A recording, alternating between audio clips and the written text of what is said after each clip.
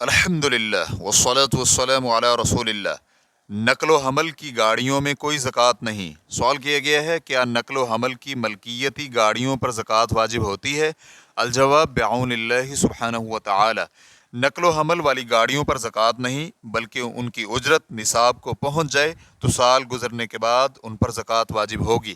شیخ ابن باز رحمہ اللہ سے یہ سوال کیا گیا کیا غلہ اور مسافروں کی نقل و حمل میں استعمال ہونے والی گاڑیوں پر زکوٰۃ واجب ہے، اور اسی طرح جو اونٹ اس کے مشابہ ہیں؟ تو شیخ رحمہ اللہ کا جواب تھا سامان اور سواریوں کی نقل و حمل اور بار برداری کے لیے استعمال ہونے والی گاڑیوں اور اونٹ میں زکوٰۃ نہیں ہے، کیونکہ یہ فروخت اور تجارت کے لیے نہیں بلکہ یہ تو بار برداری اور نقل و حمل کے لیے رکھی گئی ہیں۔ لیکن اگر گاڑیاں فروخت کرنے کے لیے ہوں اور اسی طرح اونٹ اور گدھے اور خچر اور وہ جانور جن کی خرید و فروخت جائز ہے وہ تجارت اور فروخت کرنے کے لیے ہوں تو ان میں زکوٰۃ واجب ہوگی، کیونکہ وہ اس سے ایک تجارتی سامان بن کر تجارت کے زمرے میں آتی ہیں، تو اس طرح ان میں زکوٰۃ واجب ہوگی۔ اس کی دلیل ابو داؤد وغیرہ کی یہ حدیث ہے۔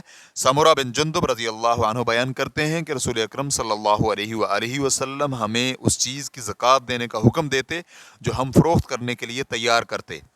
جمہور اہل علم کا مسلک یہی ہے، اور امام ابو بکر بن منذر رحمہ اللہ نے اس پر اہل علم کا اجماع بیان کیا ہے۔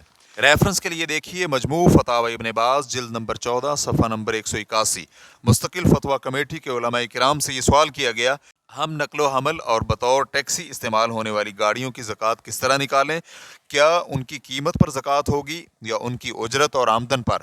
تو کمیٹی کے علماء کا جواب تھا جب یہ گاڑیاں بطور اجرت اور ٹیکسی استعمال ہوتی ہیں تو ان کی آمدن میں زکوٰۃ واجب ہے، جبکہ یہ اجرت نصاب کو پہنچے اور اس پر سال گزر جائے تو پھر زکوٰۃ ہوگی، نہ کہ ان کی قیمت پر۔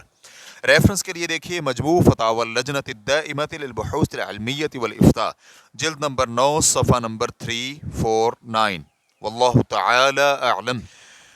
اسلام کیو اے ریکارڈنگز مؤسسۃ الشیخ محمد صالح المنجد، المملکۃ العربیۃ السعودیہ، فتویٰ نمبر 74988۔ والسلام علیکم ورحمۃ اللہ وبرکاتہ۔